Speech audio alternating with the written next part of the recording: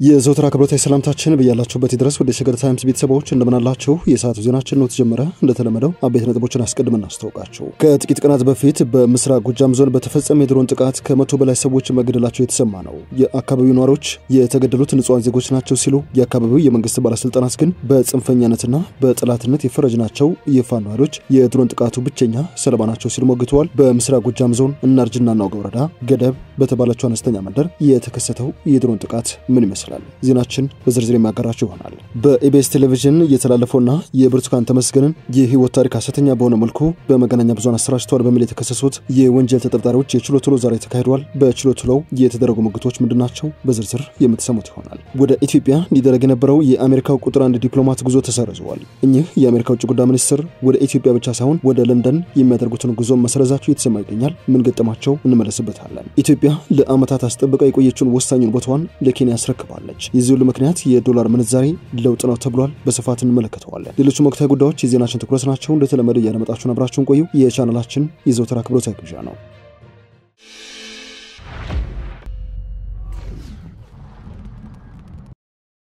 ወደ ቀዳሚ ጉዳያችን እናምራ። በአማራ ክልል ምስራቅ ጎጃም ዞን በተፈጸመ የድሮን ጥቃት ከ100 በላይ ሰዎች መገደላቸውን ቢቢሲ ዘግቧል። በክልሉ ምስራቅ ጎጃም ዞን ሐሙስ ሚያዝያ 9 በትምህርት ቤት ዙሪያ በደረሰ የድሮን ጥቃት ከ100 በላይ ሰዎች መገደላቸው ነው የአካባቢው ነዋሪዎችና የዓይን እማኞች ነገሩኝ ያለው የዜና ምንጭ።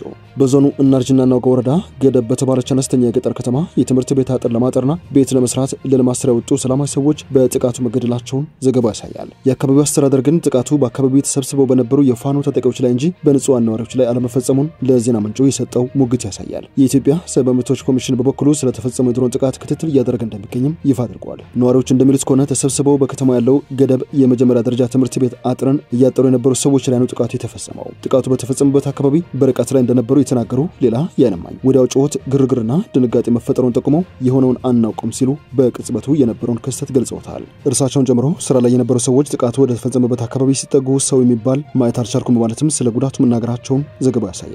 በስፍራ የነበረው ነገር ሙሉ በሙሉ ጥቁር ነው። አካባቢው በሙሉ ሰው የሚባል ነገር የለም። ከወደቀው ውስጥም የሚጮህ አለ፣ የሚንከባለልም ነበር። የተፈጠረው ነገር ይዘገነናል። ሰው ለሆነ እጅግ የሚዘገነን ድርጊት ነው ስለማለታቸውም ከዘገባው ተመልክተናል። የፈረሰውን ትምህርት ቤት አጥር እያጠሩ ያሉ ቀኝ እጃቸው ተመትተው መቁሰላቸውን የተናገሩ ሌላ ነዋሪ ከባድ ፍንዳታ መከሰቱን ጠቅሰው በርካታ ሰው ነው የተጎዳውም ሲሉ ምስክርነት ሰጥተዋል። አስክሬን ስለማንሳታቸው የተናገሩ ሌላ ማይ ደግሞ አብዛኛው የጥቃቱ ተጎጂዎች ወዲያው ህይወታቸው ማለፉን ገልጸው ሟቾቹ በአብዛኛው ወጣቶች ናቸው ብለዋል። ከ24 በላይ ቁስለኞችንም ወደ ሕክምና መውሰዳቸውን የገለጹት እማኞች አብዛኞቹ በከተማ ወደሚገኘው ገደብ ጤና ጣቢያ ከደረሱ በኋላ ህይወታቸው ማለፉን ጠቁመዋል። ከ70 በላይ አስክሬን አንስተው በባጃጅ ወደ ቤተክርስቲያን ማመላለሳቸውን የተናገሩ አንድ የዓይን እማኝ ታዳጊዎችና ሽማግሌዎችን ጨምሮ አጠቃላይ የሟቾች ቁጥር 120 እንደሚደርስም ገልጸዋል። ሌላ የዓይን እማኝ በበኩላቸው 57 አስክሬን እስከሚነሳ ድረስ እንደነበሩ ጠቁመው የሟቾች ቁጥር ከ100 በላይ እንደሚሆን ነው የገመቱት። አስክሬኖቹ ላይ ከባድ ጉዳት በመድረሱ ሟቾችን መለየት ከባድ እንደነበረ የተናገሩት እማኞች በዚህ ምክንያት በስጋትና በቀትር 8 ሰዓት ድረስ ገደብ ጊዮርጊስ ቤተክርስቲያን በጅምላ እንደተቀበሩም ገልጸዋል።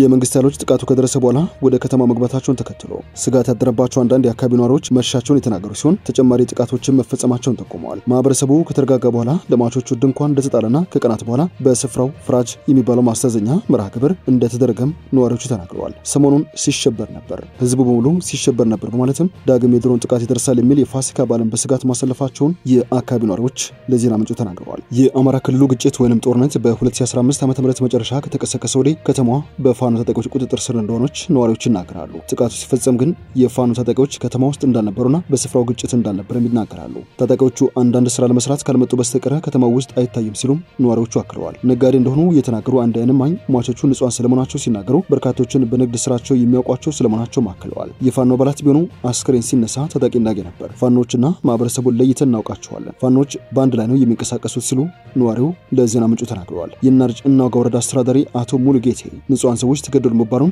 የጠላት ወሬ ያሉ ሲሆን እርምጃው ጽንፈኛ ያሏቸው የፋኖ ታጣቂዎች ላይ ያነጣጠረ ስለመሆኑ ተናግረዋል። እዚህ አካባቢ ቁጥሩ በርከት ያለ የኃይል ስብስብ አለ። ስብሰባው ስልጠና ጭምር እንደሚሰጡበትም መረጃው አለ። የትምህርት ቤት አጥር ቤት ስራ የሚባለው ነገር ማሳመሪያ ነው በማለትም ንጹሃን በፍንጣሪም ቢሆን አልተገደሉም ሲሉ አስተባብለዋል። የፋኖ ታጣቂዎች በበኩላቸው በወረዳው በስፋት እንደሚንቀሳቀሱ ጠቁመው ገደብ ከተማ አካባቢ ላይ ግን በወቅቱ ምንም አይነት ያጠቃ ኃይል አልነበረም በማለት በጥቃቱ የተገደለ አካል እንደሌላቸው ተናግረዋል። አካባቢውን ለስልጠና እንደማይጠቀሙበት የተናገሩት የአማራ ፋኖ በጎጃም ምክትል ሰብሳቢ አስረስ ማረ ዳምጤ ሁሉም ግድያ የተፈጸመባቸው ሲቪሊያን ናቸው፣ አንድም የታጠቀ ኃይል በቦታው ላይ አልነበር በማለት ግድያውን ማህበረሰቡን ከማሸበር ጋር ስለማያያዛቸው የቢቢሲ ዘገባ ያሳያል። የኢትዮጵያ ሰብአዊ መብቶች ኮሚሽን ኢሰመኮ የድሮን ጥቃቱ ላይ ክትትል እያደረገ ስለመሆኑ ለዜና ምንጩ አክለዋል። ዜናችን እየተደመጠ ይገኛል። ወደ ሌላኛው ጉዳያችን እናምራችሁ። ኢትዮጵያ ለዓመታት ይዛ የቆየችውን ወሳኝ ቦታ ለጎረቤት ኬንያ ያስረክባለች። የዚህ ሁሉ ምክንያት በኢትዮጵያ የተደረገው የዶላር ምንዛሬ ለውጥ ነው ተብሏል። በማክሮ ኢኮኖሚ ፖሊሲ ለውጥ ምክንያት ኢትዮጵያ በምስራቅ አፍሪካ የነበራትን መሪነት ለኬንያ ያስረክባለች። ኬንያ በምስራቅ አፍሪካ የነበራትን ግዙፍ ኢኮኖሚ የሚያሰኝ ስያሜም ከኢትዮጵያ መልሳ ስለመረከቧ ነው የተሰማው። ዓለም አቀፉ የገንዘብ ተቋም IMF ትላንት ማምሻውን ባወጣው የጸደይ ወቅት የኢኮኖሚ ምልከታ የኢትዮጵያ ሕዝብ ከትልልቅ የውጭ ምንዛሬዎች አንጻር የነበረውን ቦታ በኢኮኖሚ ለውጡ አማካኝነት በማዳከሙ ዓመታዊ ጥቅል ምርቱ በዶላር ሲታይ በከፍተኛ ሁኔታ እንዲቀንስ አድርጎታል። ይህም የሀገሪቱ ዓመታዊ ጥቅል ምርት እንደ ፈረንጆቹ በ2025 ወደ 117 ቢሊዮን ዶላር እንደሚወርድ ነው IMF የተነበየው። በአንጻሩ በ2024 ከሌሎች ጠንካራ ገንዘቦች አንጻር በ21 በመቶ የጠነከረው የኬንያ ሽልንግ የሀገሪቱ ዓመታዊ ጥቅል ምርት ወደ 132 ቢሊዮን ዶላር እንዲያደርግ ያደረገ በመሆኑ በተጠቀሰው ዓመት በቀጠናው ትልቅ ኢኮኖሚ መሆን የሚያስችለውን ቦታ መልሶ እንዲረከብ የሚያደርግ ነው ብለዋል። ከ2022 አንስቶ ኢትዮጵያ የምስራቅ አፍሪካ ግዙፍ ኢኮኖሚ በመሆን ቦታውን ከኬንያ ተረክባ የነበረ መሆኑ ይታወሳል። ይህም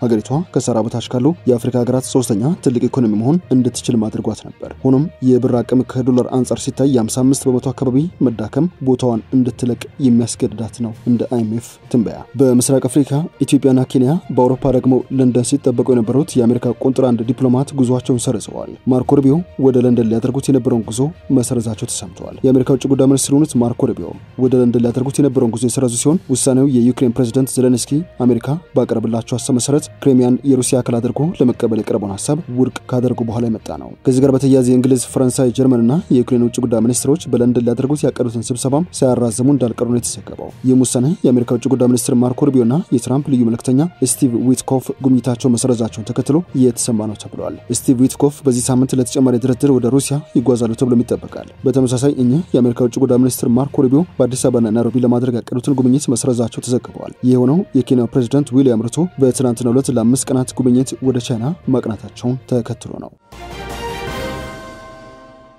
ብርቱካን ተመስገንን ጨምሮ በሽብር ወንጀል ተጠርጣሪዎች ላይ የ14 ቀን ክስ መመስረቻ ጊዜ ተፈቅዷል። ፍርድ ቤቱ ብርቱካን ተመስገንን ጨምሮ በሽብር ወንጀል በተጠረጠሩ ግለሰቦች ላይ ነው የ14 ቀን ጊዜ ፈቀደው። ፖሊስ ለፌደራል ከፍተኛ ፍርድ ቤት ልደታ ምድብ አንደኛ የጊዜ ቀጠሮ ችሎት እስካሁን በተጠርጣሪዎች ላይ ያሰባሰባቸውን መረጃዎችና ቀሪ የምርመራ ስራዎችን አጠናቆ አስረክበዋል። ብርቱካን ተመስገንን አስመልክቶ በመገናኛ ብዙሃን ከተላለፈው ሐሰተኛ ዘጋቢ ፊልም ጋር በተያያዘ ብርቱካን ተመስገን ነብዩ ጡመልሳን የቤስ ቴሌቪዥን ዋና ስራ አስኪያጅ ሲሆኑ የአዲስ ምዕራፍ ፕሮግራም ዋና አዘጋጅ ታሪኩ ኃይሌ፣ ደረጀ ሉቃሬ፣ ህሊና ታረቀኝ፣ ደረጃና መታገስ አለሜ በሽብር ወንጀል ተጠርጥረው ፍርድ ቤት መቅረባቸው ይታወሳል። በተጠርጣሪዎቹ ላይም ስልጣንን በኃይል ለመያዝ የጦር መሳሪያን በመታጠቅ በህገወጥ መንገድ በመደራጀት በአማራ ክልል አንዳንድ አካባቢዎች የተንቀሳቀሰ ከሚገኘው ጽንፈኛና ጸረ ሰላም የተባለው ኃይል ጋራ ከአመራሮች ጋራ በጥቅም በመመሳጠር መንግስት የህዝብ ተቀባይነት እንዲያጣና ዓለም አቀፍ ተጽዕኖ እንዲደረግበት በማሰብ ተዋደውና ተከባብረው በሚኖሩ ብሔሮች፣ ብሔረሰቦችና ህዝቦች መካከል ቅራኔ በመፍጠር ወደ ግጭት እንዲገቡ ለማድረግም በውጭ ሀገር ከሚገኝ የጸረ ሰላም ቡድን አመራሮች ጋራ በተለያዩ የመገናኛ ዘዴዎች በመገናኘትና ተልዕኮ በመቀበል የሥራ ባሪያቸውን እንደ መልካም አጋጣሚ መጠቀም የሚሉ የምርመራ የጥርጣሬ መነሻዎች ለችሎቱ ቀርበዋል። የምርመራ ስራውን በሰውና በሰነድ ማስረጃ በስፋት በማጠናከር የፎረንሲክና የቴክኒክ ምርመራዎችን በተሰጡ 12 ቀናት አጠናቆ ለአቃቤ ሕግ ማስረከቡንም ፖሊስ አስረድተዋል። የተከሳሽ ጠበቃዎች በበኩላቸው ተጠርጣሪዎቹ ቋሚ አድራሻ ያላቸውና መረጃም የማያጠፉ መሆናቸውን ጠቅሰው የዋስትና መብታቸው ሊከበር ይገባል ሲሉም ነው የተከራከሩት። አቃቤ ሕግ በበኩሉ ተጠርጣሪዎች የዋስትና መብት ቢፈቀድላቸው መረጃ ሊሰውሩ እንደሚችሉና ምስክሮችንም በጥቅም ሊደልሉብኝ ይችላሉ ሲልም ተቃውሟል። የግራ ቀኙን ክርክር ያዳመጠው ፍርድ ቤቱም ጠበቃዎች ያቀረቡትን የዋስትና ጥያቄ ውድቅ በማድረግም ለአቃቤ ሕግ የ14 ቀናት የክስ መመስረቻ ጊዜ መፍቀዱ ተሰምቷል። የትግራይ ተቃዋሚ ፓርቲ ሳልሳይ ወያኔ የህወሓት አንጃ የተቆጣጠረው የትግራይ ክልል ጊዜያዊ አስተዳደር ለውጥ አያመጣም ሲል አጣጥረዋል። ፓርቲው በመቀለ በሰጠው ጋዜጣዊ መግለጫ በጀነራል ታደሰ ወረዳ የሚመራው ጊዜያዊ አስተዳደር የህወሓት አንጃ ስልጣኑን እንዲቆጣጠር ፈቃድ እንደሰጠው ነው የጠቆመው። በፕሪቶሪያ ስምምነት አንቀጽ 10 መሰረት የሚመሰረተው ጊዜያዊ አስተዳደር ሁሉን ያካተተ እንደሆነ የተደነገገ ቢሆንም አሁን የተመሰረተው ካቢኔ ግን ይህንን አለማሟላቱን ፓርቲው አስታውቋል። አሁን ያለ ጊዜያዊ አስተዳደር ካቢኔ በዶክተር ደብረጽዮን ለሚመራው ህወሓት ተላልፎ የተሰጠ ነው ያለ ፓርቲው ለአብነትም የከተማ ልማት ቢሮ፣ የውሃ ሀብት ቢሮ፣ የትምህርት ቢሮና የጤና ቢሮ እንደዚሁም ሌሎች ስልጣኖችን በዚህ ቡድን መያዛቸውን አስረድተዋል። በአንድ ኃይል የበላይነት የተያዘው ጊዜያዊ አስተዳደር ለትግራይ ዘላቂ ለውጥ ማምጣት አይችልም ያለው ሳልሳይ ወያኔ እንደዚህ አይነቱ ድርጊት ወደ አምባገነንነት ሊያመራ እንደሚችልም ነው ስጋቱን የገለጸው። በመሆኑም ጊዜያዊ አስተዳደሩ ካቢኔውን ሁሉን ባካተተ መልኩ እንዲቀይርም ጥሪ አቅርበዋል። ከጋዜጠኞች እንደዚህ አይነት ቅሬታ ከማቅረባቸው በፊት ከጀነራል ታደሰ ጋር በጉዳዩ ላይ ተወያይታችሁ ነበር ወይ የሚል ጥያቄ ተነሳላቸው። የፓርቲው አመራሮች ጉዳዩን በተመለከተ ከጊዜያዊ አስተዳደሩ ጋር ለመነጋገር ያደረግነው ጥረት አልተሳካም በማለት መልሰዋል። ከዚህ ጋር በተያያዘ አቶ ጌታቸው ረዳ ከጀነራል ታደሰ የቀረበላቸውን የክብር ሽኝት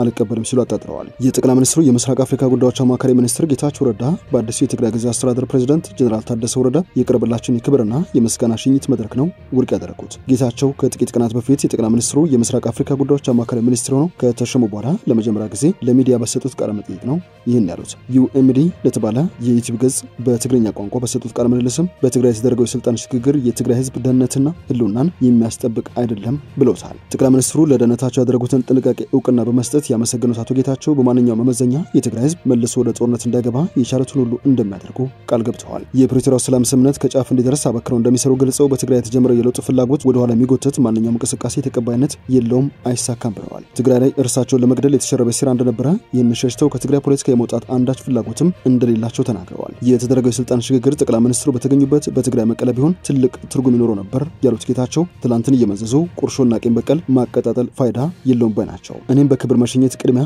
የሚሰጠው ጉዳይ አይደለም፣ ቅድሚያ የሚሰጠው በትግራይ የሰፈነው ህግ አልባ አካሄድ እንዲስተካከል መስራት ነው ሲሉ ማክለዋል። የትግራይ ህዝብ የሰጠው ክብርና እውቅና ከፍተኛ ነው፣ ከዚህ ክብርና እውቅና በላይ የሚመኘው ምስጋና መድረክ የለም ሲሉ የገለጹ ሲሆን በአዲሱ ፕሬዝዳንት የቀረበላቸው ምስጋናና የክብር ሽኝት መድረክ እንደማይቀበሉትም አስታውቀዋል። በክልሉ ያሉ ሌቦችና ህገወጦች አደብ ለማስገዛት ለሚደረገው ጥረትም እንደሚያገዙ ህዝቡን ለማገልገልም እንደ ትላንቱም ዛሬም ዝግጁ ነኝ ሲሉ ቃል ገብተዋል። ወደ ሸገር ታይምስ ቤተሰቦች የሰዓቱ ዜናችን አበቃ። ስላለመጣችሁን አመሰግነን። በያላችሁበት ሰናይ ጊዜ።